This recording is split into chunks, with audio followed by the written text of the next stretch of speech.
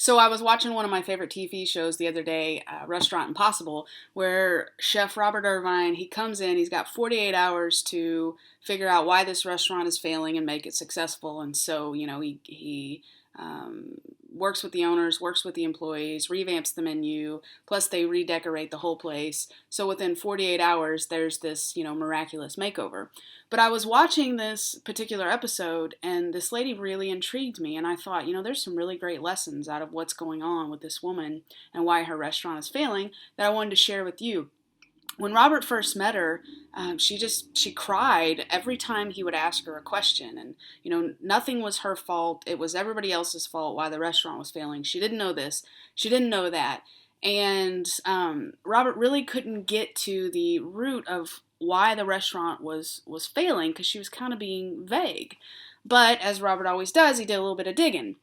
And so he goes and he meets with, the employees one by one and says, tell me about your job, tell me what's going on. And the employees were really honest with him and how hard it was to work with the owner. And, for instance, the cooks, they weren't allowed to do their jobs because they were always micromanaged.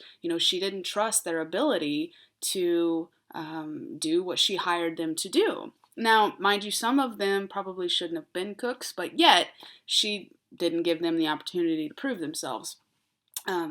She was full of anger. She would fly off the handle at any given moment, which she did several times on camera, especially back in the kitchen. And so, her employees were afraid of her. She didn't handle confrontation well. I mean, she literally flew off the handle when Robert confronted her, about a couple things. She was full of excuses, and she wanted to be the victim. She came across a lot as, well, it's not my fault. It's not my fault. This is what happened. This is what happened. I'm the victim. And when called out, her true colors finally came through, and they were pretty ugly. She blew up on camera. She threw her papers everywhere. She started crying again. I mean, she was pretty mad. But here's the thing. Her temper tantrum, that was a good thing, right? Why? Because it got to the why.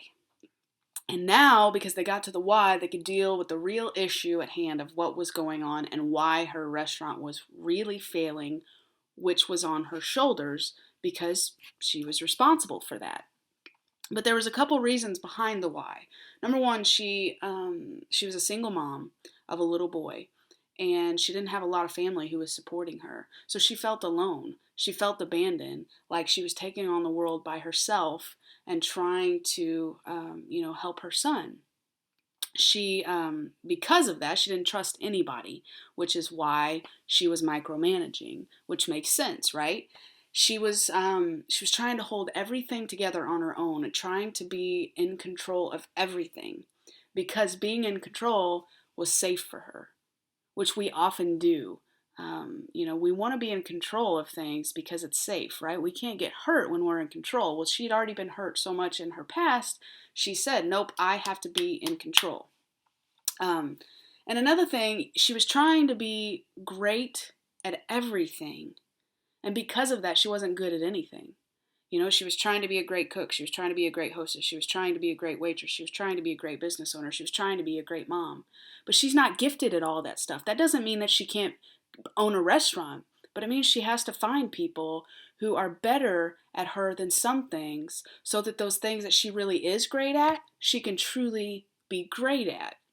And so Robert was able to sit down with her and get to the why behind the what and say, okay, let's work on these things. And so after a mini counseling session on a bench outside, she finally decided to take some responsibility. And she realized that she was in an unhealthy position, and that was hard for her to do. That's hard for us to admit that we're wrong or that we want to be vulnerable because our pride says, number one, she was on national television, so I can't even imagine how hard that is. But she had to swallow her pride and say, okay, I'm wrong. I have to take some responsibility because I want to make things right. Now, was she cured overnight? I'm going to say doubtful. She definitely had a lot of issues she needed to work on, but she was one step further than she was the day before because she got to the why behind the what. And that's going to allow her to continue to take the next right step. So I got a question for you today. You ready for this? What do you need to take responsibility for? What's keeping you from taking the next right step? Where are you stuck? Ask yourself, where am I stuck? What fear is holding me back? Because when we're stuck and we don't know what the next right step is and we can't see beyond where we're at right now, usually it's because we're afraid of something. We're afraid to take that next right step. We're afraid to get to the why behind the what. But it's not until we know the truth, my friends, that we can move forward. So, have an awesome day. Here's to the next right step.